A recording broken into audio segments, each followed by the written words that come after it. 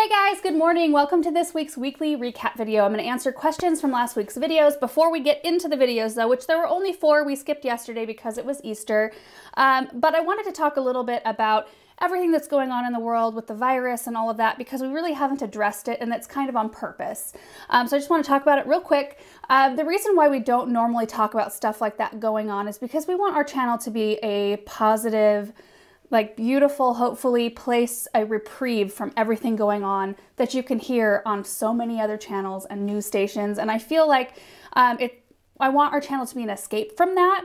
And it's not like we're ignoring what's going on, and like we are taking it seriously, and we're trying to like take everything in stride and still keep producing as much as we can while being as cautious as we can and all of that.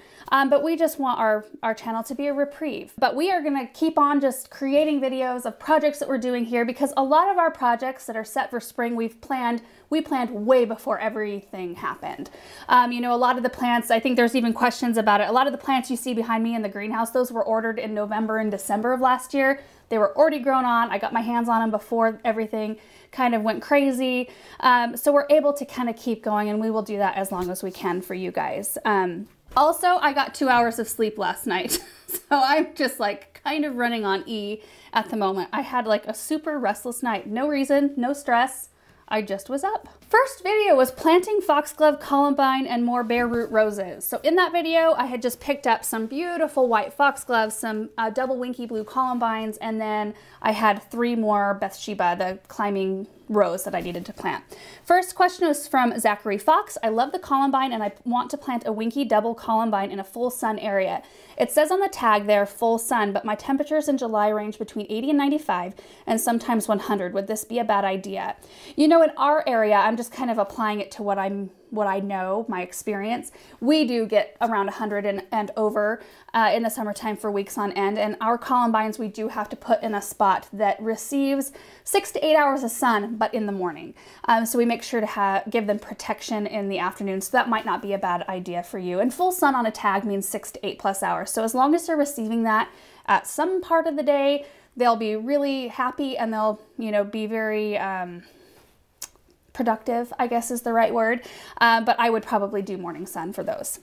Janae said, your video gear link does not work. Can you update or let us know what video gear you use? Erin, I was going to ask you about this and I forgot. Is the video link, did you fix it? What was going on? What Erin just told me is that on our website, we use kit.com or have used kit.com.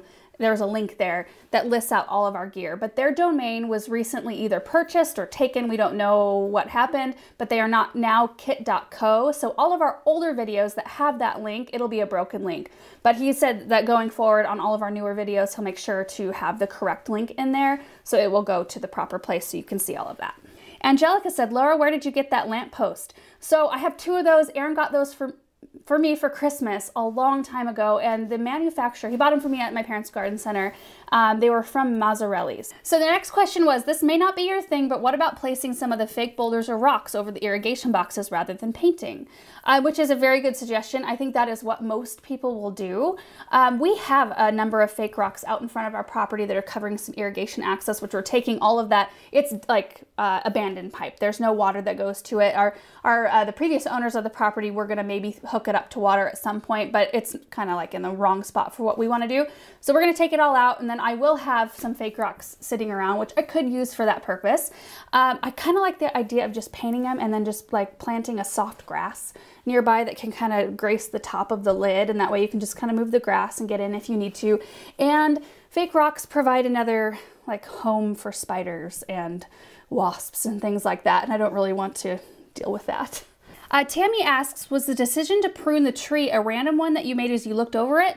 I wish my random decisions always worked out that way. Not all of my decisions work out that way for sure, but that was a random decision. I totally intended on just cutting out those 4 like larger branches that were kind of shooting upward.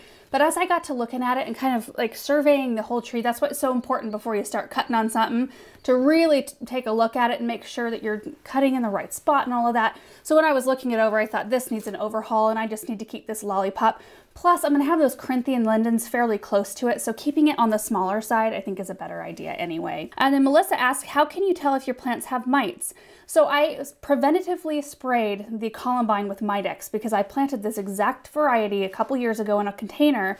They were overcome with spider mites, and so I don't want that to happen again this year. So I'm going to be spraying them with the Mitex as I go along, and it's made of like, can't remember, garlic oil, clove oil, cottonseed oil maybe? I don't know. It's very benign. Like, it's not like this super, I don't know. I feel totally comfortable spraying stuff with that. It actually smells fairly good with the clove oil. But if I can keep mites off, I will be happy. You can tell your plants have mites mostly because you'll either see webbing, particularly like on the underside of the leaves, or like where a leaf attaches to a stem. You'll also see like a stippled looking leaf. So the top of your leaf will normally be green, but you'll see a ton of like tiny little yellow spots. And it's where mites, what they do is they're usually on the underside of the leaves and you can barely see them. And they suck the sap out of the leaves, and that's what causes all those little yellow spots on top. So those are the biggest indicators. Lisa asked, do you ever need to cover plants because of a frost? I still have a month until planting. Yes. In fact, it got 30 degrees last night and I considered covering some of my things. I didn't, and everything was fine. Anyway, I do have multiple pieces of harvest guard. It is the most useful stuff to have around. You can get it in packages like pre-cut 5x25 or 5x10, or there's bigger, there's a ton of different sizes. We'll link size down below so you can check it out. But it's just this really light gauzy material that you can throw over, you know, tender crops or containers that you've just planted in case you have like a weird snap, cold snap. And so sometimes I will go out and cover certain containers that I just had planted and things like that. So yes, sometimes I do have to cover my plants. Barbara says, I have a question for you about your lilac tree. How hard are they to grow, and do you have to do anything special with them? Do they require a lot of water? They are one of the easiest, most low maintenance plants, and I think that's why we see them in so many older gardens. You just kind of plant them and then let them be. Put them in a full sun spot, make sure that where you put them, you can just let them grow to their full size, and basically you have to do nothing. You can prune only if you need to, and you want to do that right immediately after they bloom in the spring. So if you want to deadheading the spent blooms, that's when you want to do it, because you want to give them enough time in that season to create the buds for next year's blooms, because they bloom on old wood. So that's very important. That's your only window to prune, is immediately after they're done blooming. But other than that, they're like super easy with water. They don't require a whole bunch. They're just a super great plant. My Centara double blue lilac is about ready to bloom. I could see all of its bloom panicles are just starting to really swell. Excited. Jeannie said, I wonder if you have a favorite butternut squash chili recipe. I do. We will link it down below. I think it's from like All Recipes, but I modify it quite a bit. I add in more spice, and a lot of time, like the other night I made it and I didn't have kidney beans, so I put black beans in, and then I didn't have a whole pound because I only had part of a butternut squash. We'd eaten the other part. So I used the rest of that, and then I threw a bunch of sweet potato in, and then I also add in a bunch of corn. So like, it's a totally easy to adapt recipe, but it's got a really good flavor base, I think. So we'll link it for you. Megan says, are you concerned with the columbine taking over? In my zone 5, they self-seed like crazy. I'm not concerned with it because I love the plant. I love even the leaves of the plant, and it looks just very soft and beautiful, and they're easy to pull. Mine do self-seed, but it hasn't been a rampant problem for me. Erica says, hi, I was wondering how your miniature peach tree you planted last year was doing, and also any tips on planting, growing Japanese maple trees in pots. Miniature peach tree, it's a pixie miniature peach, is doing great. Just watered it yesterday. I planted some little soft yellow pansies around the base, and we still have the creeping Charlie and the ivy in there from last year, and those are doing well too. And so, yeah, I'm just seeing new growth on it, like the buds are starting to swell. So I think we'll still have peaches this year. And then tips on planting and growing Japanese maples in pots. We did do a video like 3 years ago, I think. I think it's been that, I don't even know how long, it's been a while, but I still have that exact same Japanese maple in the container. It's doing great. That one stays out all the time because the pot is massive and it's heavy. I do, like all my other Japanese maples in containers, I do try to take them into our cold frame to winter them over, because I think most of the ones I have are rated down to a zone 5, which I think we're now technically a zone 6, but it offers a little bit more protection to move them in somewhere a little bit warmer. Otherwise, you could huddle them all together and make sure that you keep the root balls semi-moist. You don't let them dry out all the way. And, you know, I have really good luck with it. Alma says, I have a great plant that got attacked by leaf hoppers last year. This spring it's starting to happen again. We sprayed a couple of things, but they didn't really work. Do you have any suggestions? I would try neem oil. I really have good luck with neem oil. I don't deal with leaf hoppers that much, so I don't know if there's like a super insecticidal soap that may work as well. If any of you guys have any thoughts on that or anything that works really well, please leave it in the comment section down below, because I'd like to learn a little bit more about that, since it's not a pest I really deal with a lot. I deal with mites a lot. Ugh, and aphids. And last question on that video is, whatever happened to all of those seeds you started in the milk or water jugs? I think we'll do an update video on those fairly soon. I've got action, and I think most of them. Maybe one of them I don't see anything growing yet, or at all, I don't know. But we will do an update video. Next video is planting some gorgeous hostas. So I had 5 gorgeous seducer hostas that we planted at the base of a juniper tree on the west side, kind of along our new brick pathway. Farmhouse at Meadow Hill said, I was wondering, did the slugs actually harm or damage the hostas? Yes, they do. They eat the leaves like crazy and just make them look unsightly. And it's not, slugs aren't something you want to like let do their thing, because you don't want that population to boom. I noticed them around mine, but try not to use any chemicals more than I have to. I would use the bug and slug killer. It's honestly the best stuff I've used. You do like a little perimeter circle around your hostas, and I don't, of course, we don't deal with slugs a ton, but we do have them here. And so that pretty much protects mine. Next was Jennifer. Your undertree plantings are always beautiful, but how do you deal with roots, especially maples? Do you saw them out or add a top dressing or extra soil? So I usually don't have an issue, and I don't know how. I don't hit more roots in the holes that I dig, but like under the juniper, I found one root that was kind of going through the side of one of the holes I was trying to dig, so I just made sure to bypass it. But it was about like this big of a root, but I didn't run into anything. Like, those holes were easy to dig, and junipers do go down more than they spread out, so I got lucky there.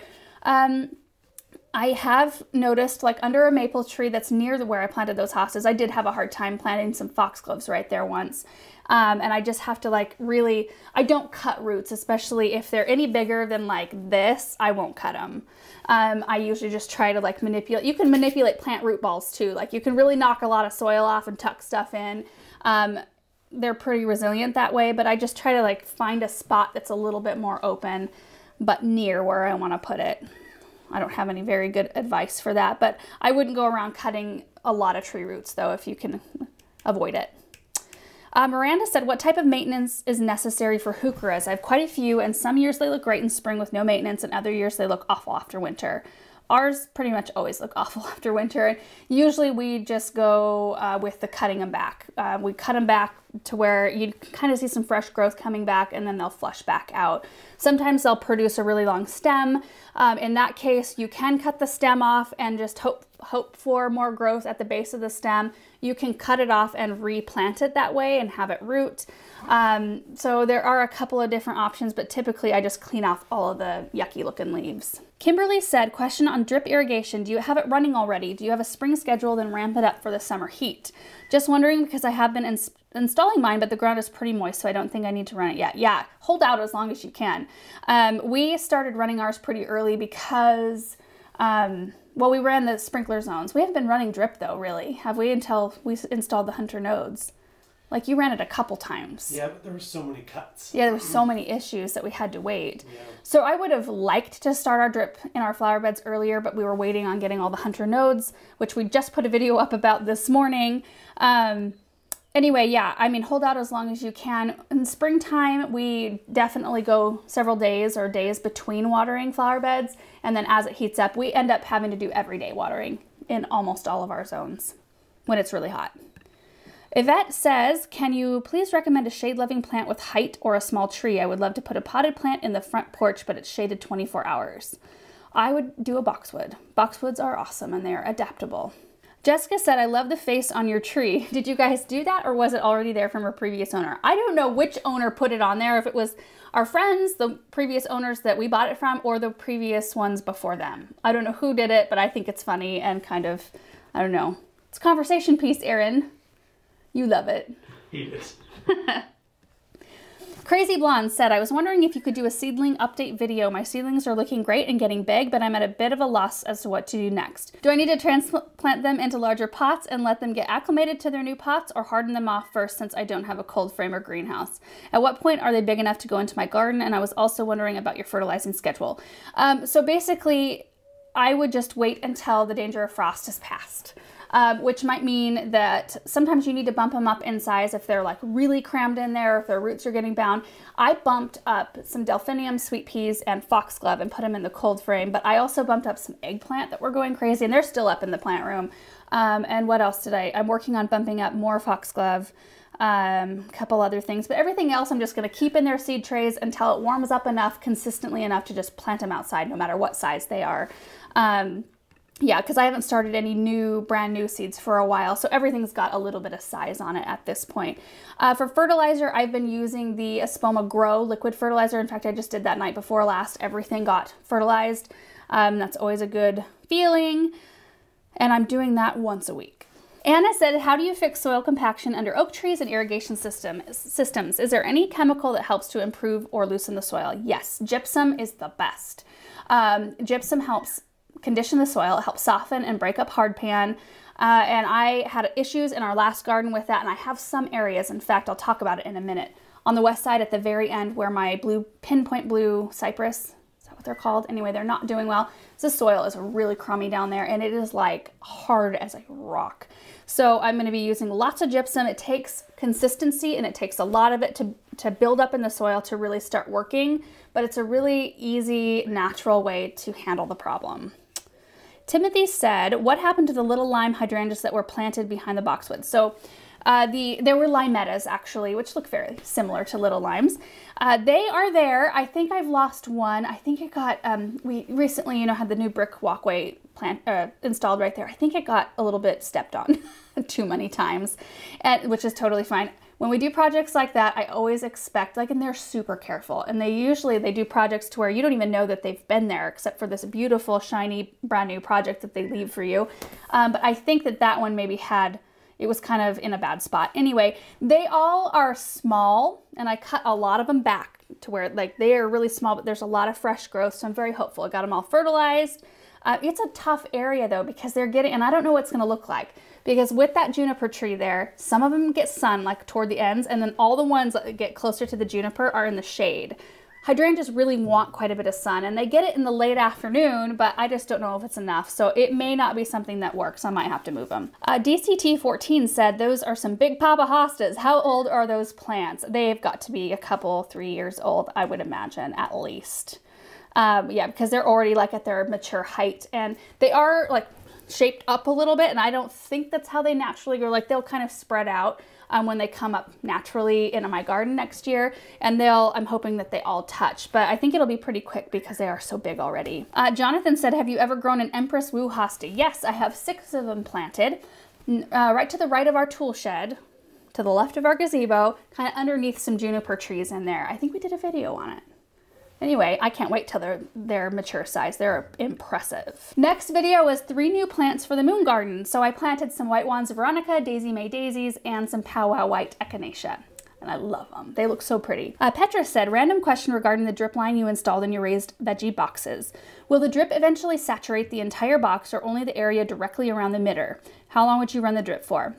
Well, see, it depends on how long you run the drip for, because it will start by just saturating right around the emitter hole, but if you let it go for long enough, it'll saturate out, from its original spot. So I usually run the vegetable garden for about an hour, and the saturation is amazing, and everything has got water, and I don't worry about, some roots getting missed and that sort of thing. So it's something you gotta kind of play around with based on your mix and how your weather is. Jenny Ann said, could you please talk about how you deal with your annuals considering the weed barrier DeWitt Pro 5? I bought about 750 feet of it, and now I'm thinking, do you cut a hole for the annuals or plant in the mulch? And what about the ground cover? Will it grow over the mulch as desired? It depends on what kind of mulch you have. So if you have the DeWitt fabric down, you cut a hole, you plant some kind of a ground cover in there. Depends on what kind of ground cover it is, because most of them will either spread by rhizome, they'll spread underneath the ground and pop up, all over underneath, in which case if you do that with landscape fabric, you won't have them them spreading. And the other way is that they'll kind of spread out and root in from their branches, like along their branches. If you have a really fine mulch that's like soil, they may root into that, but it's not like, they're not getting the same nutrition or moisture that they would get underneath the fabric. So for ground covers too, usually the best bet is just to not use the weed barrier. Shelly said, what happened to the 3 pinpoint spruces you had in that area? So like I said, the soil is super compacted over there, and I think that they got too much water. So I think those two things mean bad news for most everything. Now I do have a weeping Alaskan cedar in the corner, a big one. We planted it, I watered it the one time, and I haven't watered it ever since. And that was last spring, I think, when we put that in. I figured though, because that side, it kind of slopes down to the cedar, and I thought if I give it water and then it's getting any runoff, it's gonna be way too much. So far it's really doing great, just with me not watering it at all. I wish all my plants were that way. But yeah, the pinpoints, that makes me so sad. I think what I need to do is take those out.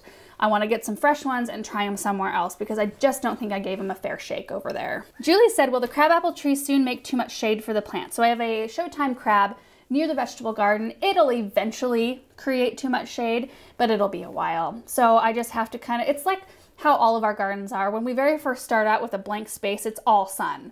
And we put shade trees in because we eventually do want shade, which means our gardens will have to start morphing. And when that happens, we'll move the plants somewhere else. And now we have plenty of space to do that, which is so wonderful. We can just dig stuff up, pop it anywhere over on the new property once we have water over there. Della said, why is it called a moon garden? So moon gardens are primarily white blooms and maybe blue foliage because they shine in the evening. There's something you can go out in the evening time and it just is like this glow effect. It's beautiful. I don't know who was like the first person ever to do a moon garden, but a lot of people do them, and I think they're making a resurgence right now. I think a lot of people are interested in that, and I think they're beautiful, and it's a challenge too. It's a challenge to figure out what plants to put together that will play off of each other and make sure you've got staggered bloom times. It's almost like a little bit more pressure than a normal garden space where you can put a whole bunch of different colors in and it doesn't matter. This one, like, I feel like I need to be a little bit more calculated, and I'm not that way with my garden usually. Pat said, at the 10:29 mark in the video, what is the name of that plant? Ruby something. It's a Ruby Glow Euphorbia. I think that's one you're referring to, the one in the container. And Ruby asked, isn't euphorbia poisonous? Is it okay to brush against it when you're passing by? So euphorbia, if you break off the stems, has that white sap, which is an irritant to the skin. So if you were brushing by it hard and you like brushed a whole bunch of it off and it snapped a bunch of stems and you had a bunch of it on your skin, it could irritate it. Like I've gotten into euphorbia once where I got it on my hands and then I did one of these things and I had like blisters on my face right here. It was a different type of euphorbia though. I don't know if the Ruby Glow is as poisonous as the, what was it called? Like donkey's tail or something. It's like an invasive euphorbia. I took it out of the brick circle area. Anyway, I think you would have to really get into that plant to make it harmful, so I'm not worried about the placement of it. Dylan says, is there a reason for why you have so many plants behind you? Is it for upcoming tasks or for the new piece of land? So like I said earlier, all of the plants, or most of them in the greenhouse, have been already designated for projects that we're going to be doing this season, and a lot of those will last us through the season, and they were pre-ordered last year. And next question was, do you feel, seeing how much you need to plant in the west side, do you feel overwhelmed thinking about the added property? Yeah, sometimes. It's a lot. Like, I don't know exactly how it's all gonna go down, but I'm trying not to put an enormous amount of pressure on myself to have anything look amazing out there, because we have a spot plowed up, but that's not where my cut flower garden is going to end up going. It's going in the far corner. And we did that on purpose because we want to keep that far corner open so that if we get to it this year to actually set up the proper infrastructure for that space, it's all open and nothing's in our way and we can work on it while everything grows kind of willy-nilly up here near our old property. So I don't know, it feels all kind of loose and relaxed at this point because I'm trying not to put pressure on myself. It's going to be a process. It's going to be a really long process because we have some big plans as in terms of like burying electricity, getting rid of driveways, making new driveways.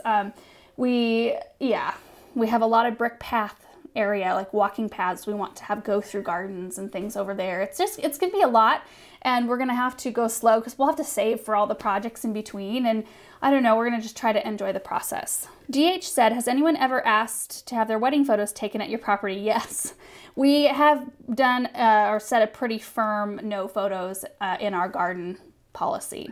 Not because we don't want to share it. I mean, kind of. I mean, my garden is a very private place for me, which is weird that we do what we do. Because I think it's because we can show what I want to show, I guess. But I feel like if we said yes to somebody, we'd have to say yes to everybody, because I would feel really bad, like excluding some people and letting some people do it. So we just have done like a flat, no, this is a working garden. We really do. And we do work almost every day. Like we film almost every single day of the week. So we kind of need to have it like no people in it, because it needs to be available when the lighting's right to do a certain project. I need to be able to go out and do it at that point. So Divine Blessing said, I might have missed this in some of your past videos, but I just want to know, do you have landscape fabric on all your flower beds? So I kind of talked about that. If not, how do you not have weeds growing on all your flower beds? This year has been the best. We do have a lot of help from Chris this year, which we haven't had in the past. And he helps maintain a lot of what's going on around here. But I don't have landscape fabric anywhere except for under boxwood hedges and our arborvitae hedges. Everything else is just bare dirt. I have the garden zoned. So I asked Aaron to get me an overhead shot of our entire garden, and then I used a highlighter and I highlighted specific sections. So every day of the week has a zone attached to it, every working day of the week. So there's 5 zones.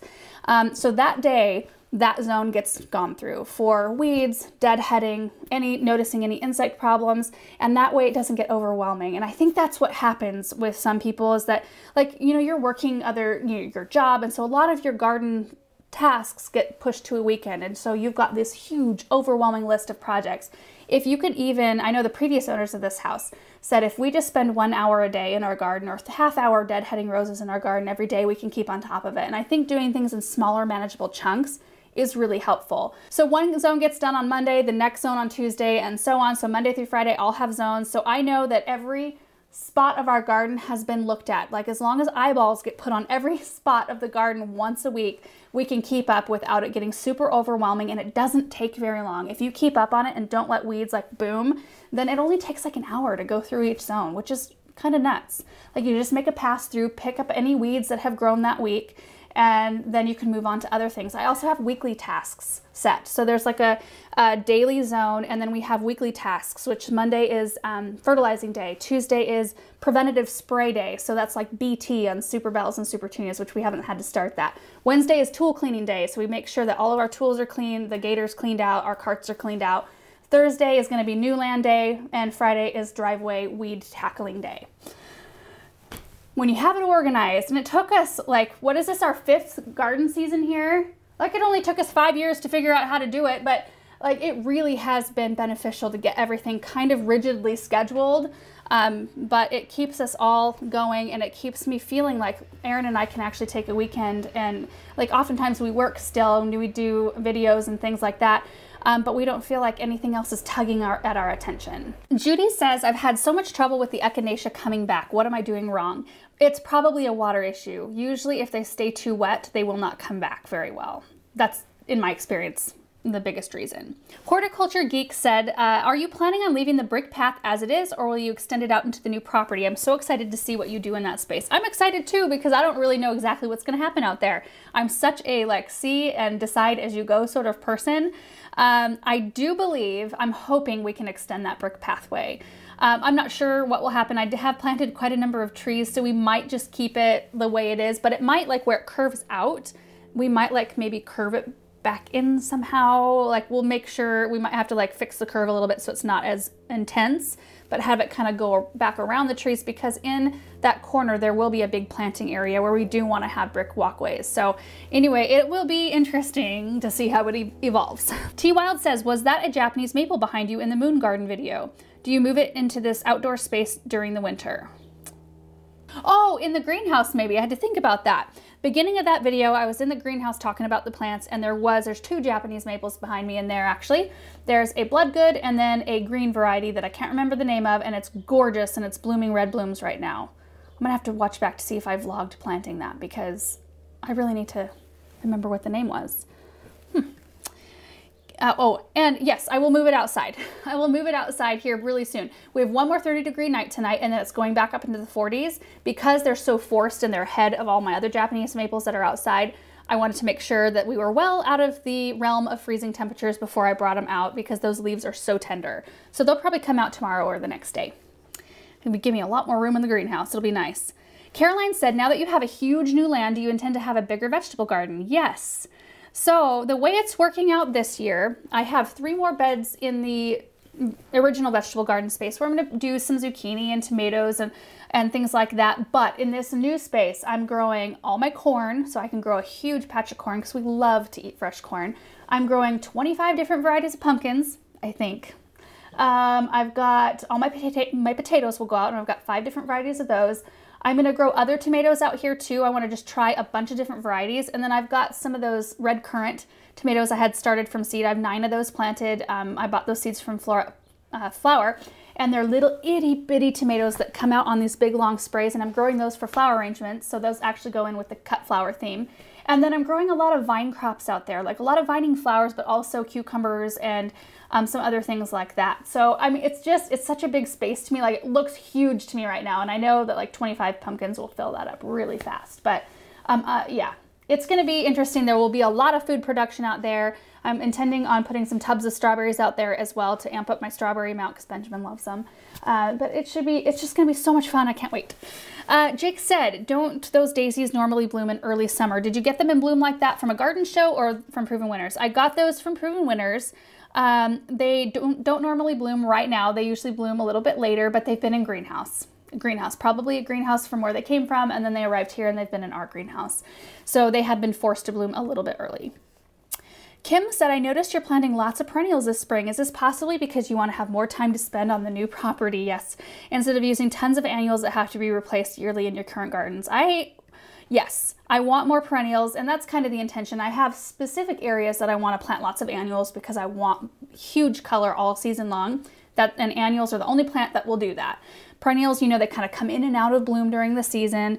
But I do want to amp up the perennial amount because it does make beds a lot more low maintenance and we'll have a lot more to deal with. But I think our annual order, do you think it's the biggest one we've ever done, Erin? Yeah. Yeah, our annual load that's coming is the biggest one we've ever done. And they're not all going to be planted here. We're doing some projects. We're giving away our self-watering containers when the bulbs are done. We're going to plant them up and put them somewhere. We're going to be doing projects elsewhere. So they're not all coming here, but we're going to be doing a lot with annuals. And I can't wait. Last question on that video is why not add some watermelons as well? They are green and quite fabulous. And I think that is a fantastic idea. I love it. So on the west side in the moon garden, I had mentioned how like there's a lot of space and I don't want to feel in a huge rush to plant it all with permanent things right away because I want to make decisions a little slower. So I'm going to be seeding some white blooming annuals, zinnias, sunflowers, cosmos, things like that, but also some white pumpkins. Watermelons are perfect because they are green, and vine crops take up an enormous amount of space. So they'll fill it in and it will look kind of magical, I think, to see some fruit and pumpkins and things like that popping up in a very formal space. I think it will make people, my mom and I were just talking about this, like how you walk through certain gardens and you just feel comfortable. And I think when you do see weeds, like, because I'm willing myself to be okay with weeds in the new property this year and just put my blinders on in the new vegetable area and just let nature do its thing and not fuss over everything so much. But there's a certain amount of ease that we feel when we walk through other people's gardens that have, you can tell that they just enjoy their space and it's beautiful, but they're not like out there picking every single weed out of every single flower bed all the time. I don't know. I don't know. How did I get on that tangent? Anyway, let's move on to the next video. More plants for the moon garden. So in that video, I planted some white anemones, spring blooming, and some white diamonds, yarrow. Karen said, what do you plan to do with the flowers for your cutting garden? So what I plan to do is I plan to let all my friends and family come and cut flowers whenever they want. And then I almost thought about like finding somebody, like even if I could hire somebody for a couple mornings a week to come, if it's successful and if we have a lot of flowers. I would love somebody to come in and just make bouquets that we can give to the hospital or nursing homes or that sort of thing. I would love to be able to do that. I don't know if that's going to happen, but I'm not selling anything. I'm hoping just to give away whatever happens in that space. I think that will be really a fun thing. Next questions. Where did you get the oversized square container, the black one with the tulips and daffodils? So the estate planters up front are looking fabulous right now. Yesterday was Easter and that was the first day the tulips started to open up with some color that are in the center. Those big containers are from Crescent Garden. They're called the estate planters and I think that's the biggest size you can get. We'll link it down below. Next was Ren. Did you dye your hair a lighter brown because it looks slightly different? Get ready for it because if I can't get my hair colored, Right now, I've had to cancel appointments and the sun bleaches my hair. And so it gets more and more blonde in it, like especially on the damaged part. So it'll get real blonde on this end and it'll stay a little darker where it's healthier. But as long as I can't get it colored so that it all kind of blends, it will start appearing lighter and lighter. It'll get worse when I start swimming in my parents' pool too. Next question was, has any plant not done well for you? Yes, pinpoint blue cypress. And it's usually user error. It's usually I've put them in the wrong spot. I haven't given them the right light exposure. I haven't like made sure to work on the soil enough. It's usually me not giving the plants what they need. The beautyberry, the purple pearls, or I can't remember. It's the ones I planted around the angel statue. I have 3 of them. They're still doing it, but I think that they don't like our soil pH. I think they want a more acidic soil. So I've tried with those. I also tried summer sweets, and I've tried those 2 or 3 times, and they just struggle every time. And sometimes if you don't have the right soil chemistry, it's just like I'll probably pull those things out and put something in that will thrive a little bit more. And I could really heavily amend the soil around stuff like that, but it's a constant because even our water is high pH. So it's constantly leaching out stuff and making it more alkaline. So those plants that want more acidity have a little bit harder of a time in our garden. Next was, how about planting the straight sections of boxwood hedge by the driveway with invincible wee white hydrangeas? It would be stunning next to a structured low green hedge and massive white flowers and not too tall, while also creating some repetition for the eye going down the driveway. It would also be nice to be back planted from the walkway side. Loving the style of your garden. And I just included that comment because it was a suggestion, not a question, but I think it was a wonderful suggestion. I love it when you guys leave comments like that because it just gets my brain thinking, because that side where the boxwoods kind of swoop around the maples, it's very formal and it's going to be very structured, but I have to be very careful of what I plant in those planting areas because I think it does need to have a little bit more uniformity than the other side. The other side will be very mixed, you know, perennials and shrubs and things around the urns, nothing taller than the urns. And I don't want anything tall on the boxwood side either because I want the urns to always show. But I do think that that side begs for more formality, and I think the wee whites would be beautiful. I'm not sure. Sun white, I think they would do it. I don't know. I mean, I just think that's a really great suggestion, so thank you for that. Austin said, have you ever considered Dusty Miller for your moon garden or Lily of the Valley? White color bleeding heart. Yes, yes, and yes.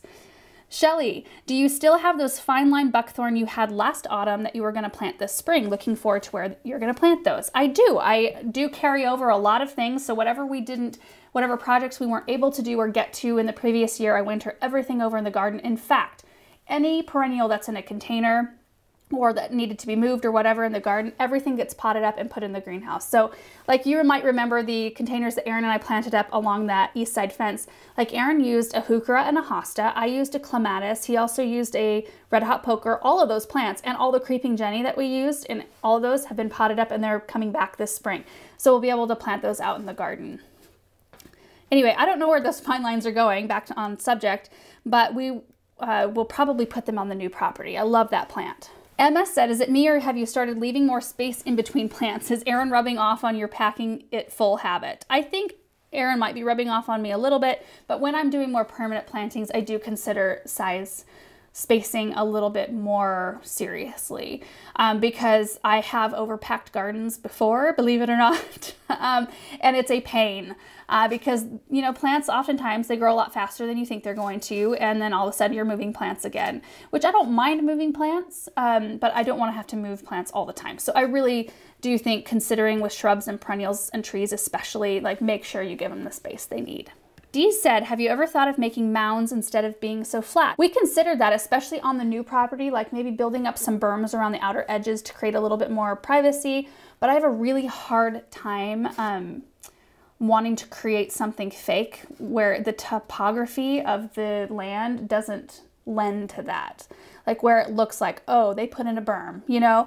I feel like maybe it's my lack of hardscape knowledge probably that's rubbing off on that decision, but I feel like I need to work with what's out there and what it looks like and create garden rooms and things like that with plants and structures rather than like bringing in more dirt to create more mounds. I don't know if, does that make sense a little bit?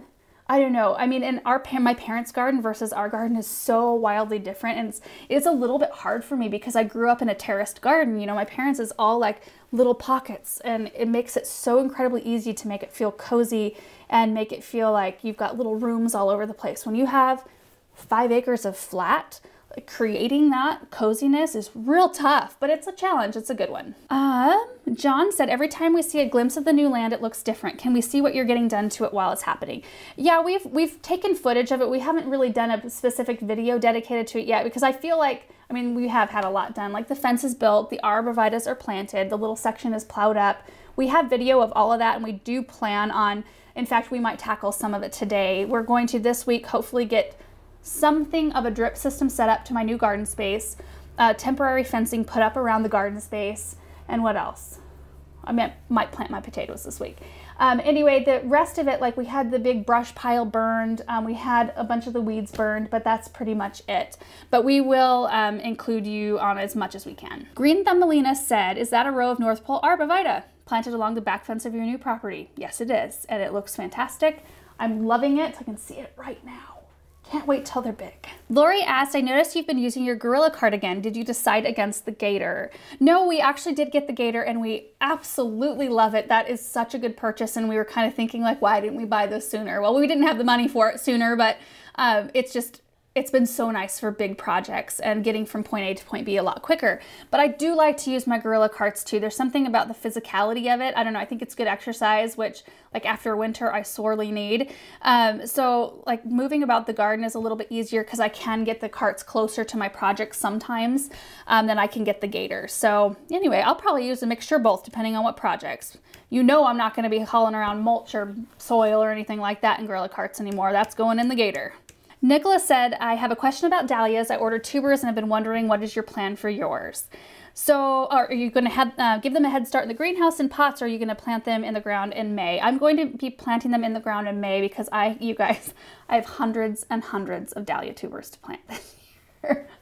I think this garden, I don't know, like hopefully we plowed up a big enough space, but I've got a ton of dahlias. I've got like, well, all the pumpkins we're putting in there. I think I've got 20 plus varieties of sunflowers I want to plant out there. It's going to be interesting, and that's why we're just going to plant them straight in the ground in May, because I just simply don't have enough room to put them in the greenhouse to give them a head start. And then, okay, so this is the fifth and last video. I thought we only had 4, but I forgot to grab last Monday's video. It's always a little bit weird. I think what I'm going to do, because we film our recap videos on a Monday and then post them on a Tuesday, but we also post a video on Monday morning. So I'm like, well, do I include that on Tuesday's video? Because then that kind of caps and ends the week. I think that's what I'm going to do. So in the morning, I'll just grab whatever questions are on that video at that point, and we'll add them into that week's recap. So going back in time, this was planting bee balm and staking a hydrangea tree. So I planted some leading lady plum monarda bee balm and then staked a hydrangea that was leaning a little bit. So Lillian said, why did you plant the monarda before you staked the tree? I planted them before because I didn't want to have to work around the rope from the stake. Will you cut the flowers on those new plants to promote root growth, or just leave them be and enjoy the color? Just leave them be and enjoy the color. I rarely will pull fruit off or flowers off to promote root growth. I know that's like the proper gardening thing to do for a lot of things. I just don't do that because I'm such an instant gratification sort of girl, and I want to pick a peach off of my tree, even if it's just like a few peaches. I want to pick them off this year and not have to wait. That's why you use Biotone. Barbara said that flower is pretty and very different. Instead of tying back your plant, couldn't you have replanted it? And where did you put that dirt that you put in the bucket? Yes, I could have dug that tree up and just tipped it a little bit and planted it, but it had a little bit of a struggle getting going because when I took it out of its can, the root ball just like broke.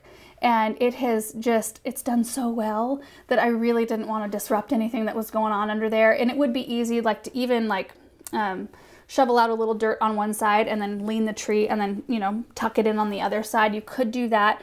I just didn't want to mess with that. I just thought I'm going to tie it back for a little while, see what happens, and then I don't have to disrupt what's going on underneath because that poor thing had a hard time in the beginning. Jennifer said, any tips on tolerating the smell of Biotone? I love the benefits but hate the smell.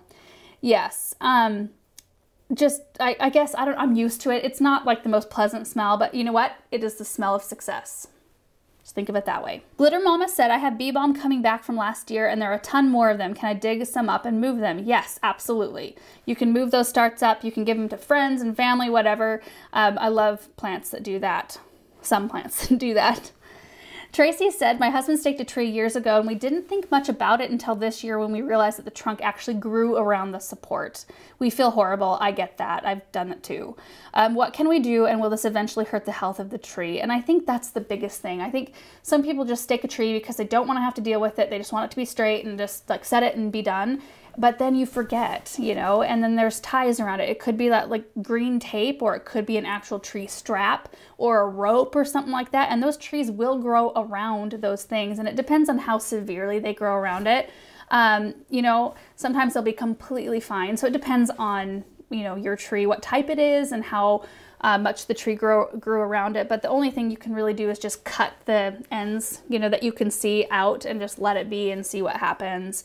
But I feel like I only stake things when they need it. I never stake things like preemptively because I think it does more harm than good in most cases. But don't feel bad. Stuff like that happens all the time. Like, it's all part of the process. We learn from those things and we all do those things still. We do those things every year.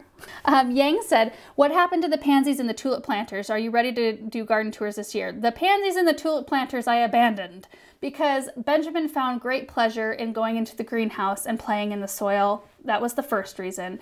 The cats like to walk around in those pots and no amount of landscape staples would keep them out because cats are going to be cats. So I was dealing with a couple of things. Like, I could have said no to Benjamin about playing, and he's a compliant child.